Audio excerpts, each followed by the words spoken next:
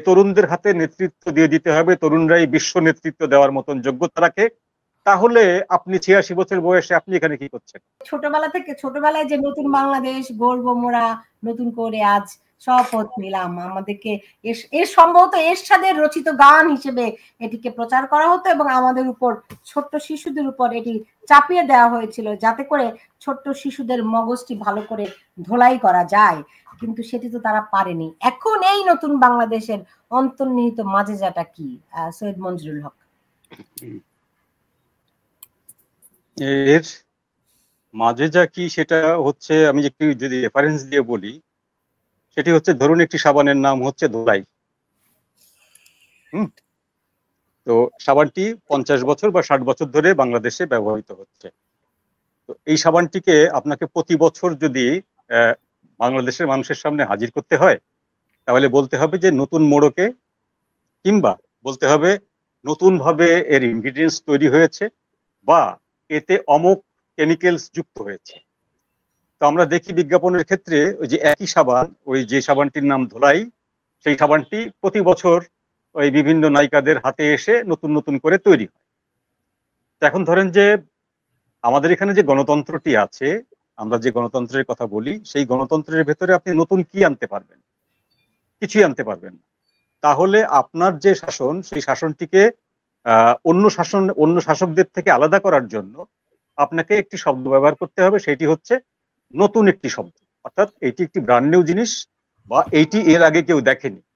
আমি আর একটা রেফারেন্স দিই, বাংলাদেশের যে কোনো কর্মকর্তা যখন বদলি হন কোন একটি ঘুষ খাওয়ার জায়গায়, বদলি হওয়ার পরে তিনি প্রথমেই তার অধীনস্থদেরকে ডেকে বলেন, আমি কিন্তু আগের আপনাদের যে অফিসার ছিল তার মতো নই, তার মতো করে ভাবলে আপনারা ভুল করবেন, আমি টু সাম এক্সটেন্ট ডিফারেন্ট, আমি একটু আলাদা। তো সেই ভদ্রলোক 1 থেকে 1.5 মাস হয়তো ওই আলাদা থাকেন, তারপরে আবার ওই গড্ডালিকা প্রবাহে গা ভাসান। এখন ডক্টর ইউনূসের সরকার বেসিক্যালি গণতান্ত্রিক কোন রকম কোন উল্লঙ্ঘন, গণতান্ত্রিক কোন ক্রিয়েশন বা গণতন্ত্রের কোন নতুন কোন ভার্সন উপহার দেন। আমাদের বাংলাদেশে এর আগে যতবার তত্ত্বাবধায়ক সরকার গঠিত হয়েছে, সেরকমই একটি তত্ত্বাবধায়ক সরকার উনি নাম দিয়েছেন ইন্টারিম গভর্নমেন্ট বা অন্তর্বর্তীকালীন সরকার, যে সরকারটি আচরণ করছে একটি গণতান্ত্রিক সরকারের সমস্ত সুবিধা নিয়ে অগণতান্ত্রিক সিস্টেমে। সুতরাং এইটাকে যখন জনগণের কাছে আপনাকে লেজিটিমেসি দিতে হবে বা জনগণের কাছে গ্রহণযোগ্য করতে হবে, তখন সেখানে আপনাকে কিছু চটকদার শব্দ ব্যবহার করতে হবে। এই যে নতুন বাংলাদেশ, নতুন করে ভাবনা, আমাদের সবকিছু তরুণদের হাতে তুলে দিতে হবে, তরুণরাই ভাববে। তো যখন উনি এটা বলছেন যে তরুণদের হাতে নেতৃত্ব দিয়ে দিতে হবে, তরুণরাই বিশ্ব নেতৃত্ব দেওয়ার মতন যোগ্যতা রাখে, তাহলে আপনি 86 বছর বয়সে আপনি এখানে কি করছেন? সঙ্গত প্রশ্ন। আপনার যে 21 জন 22 জন যারা উপদেষ্টা আছেন, তার ভিতরে 2 জন বাদে সবাই তো 70 ঊর্ধ্ব বা 60 ঊর্ধ্ব, এরা কি জন্য আছেন? তা আপনি এনসিপি করতে পারলেন, তাইলে এতগুলো 25 জন বা 23 জন ছাত্রকে নিয়ে আপনি আপনার মন্ত্রী পরিষদ বা উপদেষ্টা পরিষদ গঠন করলেন না কেন? বিষয়টা হলো বিষয়টা হলো বাদ কি বাদ, অর্থাৎ একটি কথা বলতে হবে জনগণকে ধোঁকা দেওয়ার জন্য, সেরকম একটি কথা নতুন করে আমরা হাজির করলাম, নতুন মোড়কে, নতুন প্যাকেজে, নতুন চেহারায়, নতুন নায়িকার হাতে, এবং নতুন ভাবে পাবলিশ করা হলো। এইটাকে জনগণ কিছুদিন নেবে, নেওয়ার পরে যখন দেখবে এর ভিতরে নতুনত্ব কোনো কিছু নাই, তখন বলা হবে এটি আরো নতুন। আমরা দেখেছি ঢাকা শহরে গেট লক গাড়ি, যখন মানুষ উঠতো না তখন বলতে এটি গেট লক, অর্থাৎ সিট ভরে গেলে আর প্যাসেঞ্জার নেওয়া হয় না। তারপরেও যখন মানুষ বিশ্বাস করে না দাঁড়িয়ে ওঠে, তখন বলে সত্যি গেট লক। তারপরেও যখন মানুষ বিশ্বাস করে না সেখানে উঠতে চায়, তখন বলা হয় আল্লাহর কসম গেট লক। আমি নিজে দেখেছি ঢাকা নারায়ণগঞ্জ গাড়িতে লেখা আল্লাহর কসম গেট লক। তো এর পরের বার আমরা দেখব প্রফেসর ইউনূস যদি টিকে থাকেন এই সরকার, ইনশাআল্লাহ আগামী বছর দেখব যে ব্র্যান্ড নিউ বাংলাদেশ। এবার তো বাংলায় বলতে নতুন বাংলাদেশ, এর পরের বার আমরা দেখব ব্র্যান্ড নিউ বাংলাদেশ। আপাতত এইটুকু, ধন্যবাদ। জনাব গিয়াস আহমেদ, আমরা যখন এই শেখ হাসিনা সরকারের পতন হলো, তারপরে শুনলাম যে বলা হয়েছিল যে নতুন স্বাধীনতা, আমাদের স্বাধীনতা অর্জন করেছে, দ্বিতীয় স্বাধীনতা। তো এখন আর তারা স্বাধীনতার কথা বলছে না, এখন তারা নতুন বাংলাদেশের কথা বলছে। তো বিএনপি এই নতুন বাংলাদেশে এই জুলাই সনদ যেটি ঘোষণা করা যাচ্ছে সেটি হলে পরে তো বাংলাদেশের সংবিধান থাকবে না।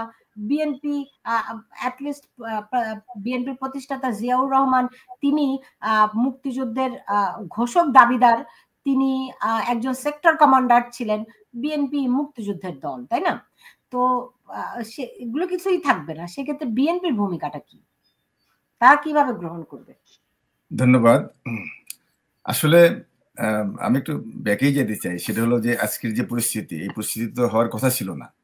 আমরা ৭১ সনে মুক্তিযুদ্ধের মাধ্যমে যে অর্জিত স্বাধীনতা, ন্যায় বিচার হবে, ভোটের অধিকার থাকবে, কিন্তু সেটা তো বিগত দিনে হয়নি। আর এই আওয়ামী লীগ যে স্বাধীনতার পক্ষে শক্তি হিসেবে দাবিদার, তারাও সেটাকে সেই গণতন্ত্র হত্যা করেছে, ন্যায় বিচার হত্যা করেছে, ৭১-এর যে চেতনা সেটা হত্যা করেছে। যে এই সমস্ত কারণেই কিন্তু আজকের এই যে বর্তমান দেশের যে ওই পরিস্থিতি, তো এই পরিস্থিতির দায়ী প্রথমে তো আওয়ামী লীগ, কারণ তারা ওয়ান ওয়ে চলেছে, একদিকে চলেছে ভারতীয় মানে প্রেসক্রিপশনে। তো এটা তো স্বাধীনতার মানে মূল মন্ত্র না, মূল চেতনা না। আর যেই কারণেই জুলাই যে অভ্যুত্থান বলেন, বিপ্লব বলেন হয়েছে। তো কথা হলো যে এখন একটা তো পরিবর্তন করতে হবে, পরিবর্তন তো দরকার। আপনি যেই নামেই ডাকেন এটা, আর যেই নামকরণই করেন, এই পরিবর্তন তো প্রয়োজন আছে। আজকে সেই প্রয়োজনটা হচ্ছে কিনা সেটাই প্রশ্ন, যে সেই পরিবর্তনটা হচ্ছে না।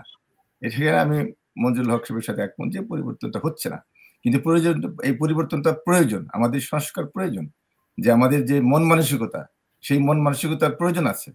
আজকে আপনার আইন করে কিন্তু সবকিছু আপনার পরিবর্তন হবে না, যদি আমাদের মন মানসিকতা যদি আমাদের পরিবর্তন না হয়, আমাদের যদি চরিত্র আমাদের পরিবর্তন না হয়, তাহলে যতই আইন করেন না কেন, আইন করে কিন্তু কিছু হবে না। আজকে এই মানে মন মানসিকতা পরিবর্তন করতে হবে, দেশপ্রেম থাকতে হবে এবং দৃষ্টান্তমূলক শাস্তি দিতে হবে যে কেউ যদি আইন ভঙ্গ করে। কিন্তু সেই আইন ভঙ্গ করার পরে আমরা তো সেই শাস্তিমূলক কোনো ব্যবস্থা দেখছি না। এটা বিগত দিনে আওয়ামী লীগের সময় আমরা দেখিনি।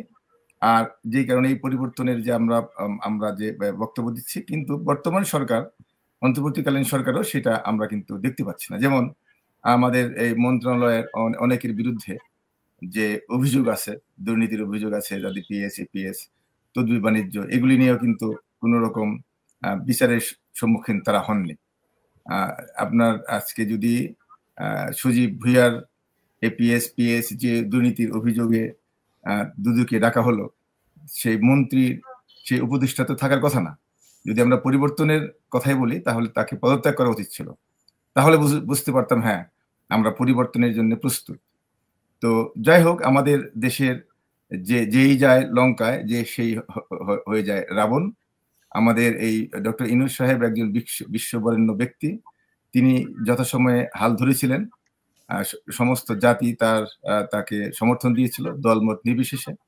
কিন্তু আমি মনে করি তিনি একটি ভুল করেছেন, যে তিনি বিএনপিকে ঠেকানোর জন্য, যে বিএনপি যে নিশ্চিতভাবে ক্ষমতায় চলে আসবে এবং বিএনপিকে একটি ঠেকানোর জন্য তিনি একটি এনসিপি নামে একটি ছাত্রদের দিয়ে দল গঠন করলেন। এটাই মনে করি আমি যে একটা বিরাট মিস্টেক, ভুল হয়েছে। কারণ এনসিপি এখন সরকারি দল হিসেবে পরিণত হয়েছে এবং এই বর্তমান সরকার, অন্তর্বর্তী সরকার, তারাও একটি দল বা সরকারি দল হিসেবে বিএনপিকে বিরোধী দল হিসেবে ঠেকানোর জন্য চেষ্টা করছে। তো তাতে হয়েছে কি, এই যে জুলাইয়ের যে একটা ঐক্য ছিল, যে ঐক্যর মাধ্যমে অনেক কিছু করা যেত, কিন্তু সেই ঐক্যের ফাটল ধরেছে। আর এই ফাটল ধরবার কারণে আমি মনে করি সন্দেহ, অনেকে বলেন যে ইউনূস সাহেব 5 বছর থাকতে হবে, 10 বছর থাকতে হবে, নির্বাচন দরকার নেই। তো এই সমস্ত কথা কিন্তু আজকে ফাটল ধরেছে ঐক্য। তো সেই কারণে আমি মনে করি এই জন্য এই অন্তর্বর্তীকালীন সরকারের যারা উপদেষ্টা এবং ডক্টর ইউনূস সাহেব, তিনি নিজেই দায়ী। তবে আমি আশাবাদী, কারণ যে একটি সংকট সৃষ্টি হয়েছিল, আপনার লন্ডনে গিয়ে আমাদের বিএনপির ভারপ্রাপ্ত চেয়ারপারসনের সাথে যে একটা আলোচনা করে যে তারা যে একটি মানে ওয়াদাবদ্ধ হয়েছেন যে নির্বাচনের ব্যাপারে, যে ফেব্রুয়ারি মাসে নির্বাচন দিবেন রমজানের আগে, এই ব্যাপারে জাতি কিন্তু এখন একটা আশ্বস্ত হয়েছে যে হ্যাঁ, একটা নির্বাচন হচ্ছে। তো নির্বাচন দরকার, নির্বাচন দিতে হবে, কারণ এই নির্বাচনের মধ্যে এই সরকার সংস্কার করতে পারবে না। সংস্কার কিন্তু প্রয়োজন আছে, কিন্তু আবার এমন কিছু সংস্কারের নামে এমন কিছু মানে তারা প্রস্তাবনা আনছে যাতে মানে বিএনপি যেহেতু ক্ষমতায় আসবে, মানে তারা জানে বিএনপিটা ক্ষমতা আসতেছে, অর্থাৎ বিএনপিকে কিভাবে ঠেকানো যায়, মানে এই ধরনের কিন্তু একটা মানে অনেক সংস্কার, অনেক প্রস্তাবনা এসেছে যেগুলি গ্রহণযোগ্য নয়। আমার মনে হয় যে যদি এই অন্তর্বর্তীকালীন সরকারটা যদি নিরপেক্ষ থাকতো, তাহলে নিরপেক্ষ থাকার ফলে অনেক কিছু যেটা নাকি রাষ্ট্রের প্রয়োজনে, জনকল্যাণের প্রয়োজনে, ন্যায় বিচারের স্বার্থে, সেটা কিন্তু জনগণের বা রাজনৈতিক দলগুলোর আলোচনার মাধ্যমে সেটা বেরিয়ে আসতো। তো যাই হোক, এখন যেটা বলতে চাচ্ছি যে সেটা হলো এই জুলাই ঘোষণাপত্র বলেন, যেটাই বলেন, সেটা হলো আপনার 71 জীবনে আমাদের মূল শক্তি, 71-এর চেতনা।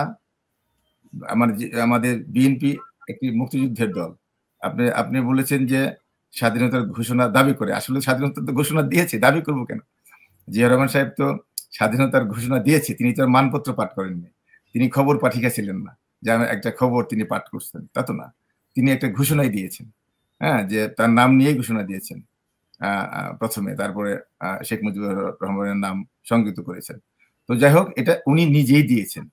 তো সেক্ষেত্রে আওয়ামী লীগের যে আপনি শেখ মুজিবুর রহমান তো আর স্বাধীনতা ওই সময় চাননি। তিনি চাবেন কেন? কারণ তিনি তো জনগণের ভোটে প্রধানমন্ত্রী হয়েছেন পাকিস্তানের। তো তিনি তো অবশ্যই পাকিস্তানের প্রধানমন্ত্রী যেটা দাবি চাচ্ছিলেন সেটা তিনি চাইতেই পারেন, সেটা দোষের কিছু নয়। কিন্তু জনগণ চেয়েছে যে স্বাধীনতা, কারণ এই পশ্চিমা শক্তি তারা ধোঁকাবাজ, তারা আপনার শেখ মুজিবুর রহমানকে প্রধানমন্ত্রী বানাবে না, সেটা জনগণ জানতেন, ছাত্ররা জানতেন। তখন ছাত্ররা আন্দোলন করেছে, ছাত্ররা সবসময় আন্দোলন করেছে। আমরা যখন ঢাকা ছিলাম, ছাত্র ছিলাম, তখন আন্দোলন করেছি, এদেশে স্টুডেন্ট হিসেবে এসেছি, এদেশে স্টুডেন্ট হিসেবে আমরা বাংলাদেশের পক্ষে, গণতন্ত্রের পক্ষে আন্দোলন করেছি। তাই বলে ছাত্ররা আন্দোলন করলেই যে ক্ষমতা যেতে হবে, লেখাপড়া বাদ দিয়ে তাদেরকে মন্ত্রী মিনিস্টার হতে হবে, এমন কোনো কথা নয়। এবং 52 থেকে শুরু করে 71 এবং 90, 24-এ আমরা দেখেছি। এই 24-এ এসে আমরা একটা ব্যতিক্রম দেখলাম যে ছাত্ররা আন্দোলন করেছেন। কিসের উপর, কি জন্য আন্দোলন করেছেন? তারা তো আর আপনার সরকার পতনের আন্দোলন করেনি, তারা করেছে, তারা সংস্কারের জন্য। কিসের সংস্কার করেছে? তারা মানে সংস্কার চেয়েছে, কোটা সংস্কার। কোটা মানে কি, যে কর্মসংস্থান, যে একটা আওয়ামী লীগ যে কোটার নামে তাদের নিজস্ব নেতাকর্মীকে, ছাত্রলীগ দেরকে যে চাকরি দেওয়ার যে প্রশ্নপত্র ফাঁস করে যে মেধাশূন্য করবার যে একটা প্রক্রিয়া ছিল, সেটার বিরুদ্ধে তারা আন্দোলন করেছে। সেই আন্দোলনটা ন্যায্য ছিল, কিন্তু তাদের আন্দোলন কিন্তু সরকার পতনে ছিল না, তাদের রাজনৈতিক দর্শন ছিল না, তারা রাজনৈতিক দলের সাথে কোনো সম্পৃক্ত ছিল না। অত সেক্ষেত্রে যখন আমরা দেখেছি, দেখেন ডিবি হারুনের হোটেলে গিয়ে তারা কিন্তু আন্দোলন প্রত্যাহার করেছিল এবং বলেছিলেন যে যেহেতু কোর্টের মাধ্যমে কোটা সংস্কার মেনে নেওয়া হয়েছে, সেই কারণে তারা মানে প্রত্যাহার করেছে। সেই প্রত্যাহারটা হয়তো চাপে হতে পারে, আর চাপ নাও হতে পারে, কিন্তু চাপে হলেও কিন্তু জনগণ, ছাত্র জনতা যারা বাইরে ছিল, তারা কিন্তু সেটা মেনে নিত না, যদি মানে নেয়নি, নিত না বলতে আমি যদি মনে করি তারা অনেস্টলি যদি সত্যি যদি ছাত্ররা যদি প্রত্যাহার করে, মানে আন্দোলনটা প্রত্যাহার করে নিতেন, তবু কিন্তু জনগণ, মানে তারপর বিএনপি, রাজনৈতিক দল, তারপর সমস্ত মানে অ্যাক্টিভিস্ট, তারা কিন্তু মাঠে নেমে এসেছে এই সরকারের, আওয়ামী লীগ সরকার, ফ্যাসিস্ট সরকারের বিরুদ্ধে। অতএব তখন আর পিছনে ফেরার আর সুযোগ ছিল না। তো সেই ক্ষেত্রে এই কৃতিত্ব শুধু এই 4 জন সমন্বয়কে দিলে হবে না। তো এই কৃতিত্ব হলো সারা বাংলাদেশের মানুষ রাস্তায় নেমে এসেছে। কিন্তু আমাদের ইউনূস সাহেব এই 4 জনকে বা 5 জনকে মাস্টার মাইন্ড হিসেবে তাদেরকেই কৃতিত্ব দিলেন, তাদেরকেই ক্ষমতায় বসালেন। তো এটা এবং এটা ঠিক হয়নি। তো আমি মনে করি যে জাতীয় একটা ঐক্যের প্রয়োজন, যে কিভাবে দেশ চলবে, কিভাবে আমাদের দেশের বিরুদ্ধে ভারতীয় আগ্রাসন আছে, বৈদেশিক আগ্রাসন আছে, দেশীয় চক্রান্ত আছে, ক্ষমতালোভী আছে, দুর্নীতিবাজরা আছে। তো সেই ক্ষেত্রে আমি মনে করব যে অবশ্যই একটা ঐক্য আমাদের প্রয়োজন আছে। দলমত নির্বিশেষে ঐক্যবদ্ধভাবে দেশটাকে এগিয়ে নিতে হবে, দেশটা আমাদের। এবং এখানে সমস্ত দল একসাথে কাজ করা উচিত। কিন্তু আমরা দেখেছি যে ক্ষমতায় যাবার জন্য মানে বিভিন্ন ধরনের প্রক্রিয়া। একটা জিনিস এখানে বলতে চাই, বিএনপি কিন্তু এই গণঅভ্যুত্থানের ফলেই যে বিএনপি সুযোগ এসেছে মানে ক্ষমতায় যাবার, তা নয়। কিন্তু আওয়ামী লীগের আমলে যতগুলি নির্বাচন হয়েছে, ততগুলি নির্বাচন যদি সুষ্ঠু হতো, তাহলে বিএনপি ক্ষমতায় আসতো, এই 3 বারে আসতো।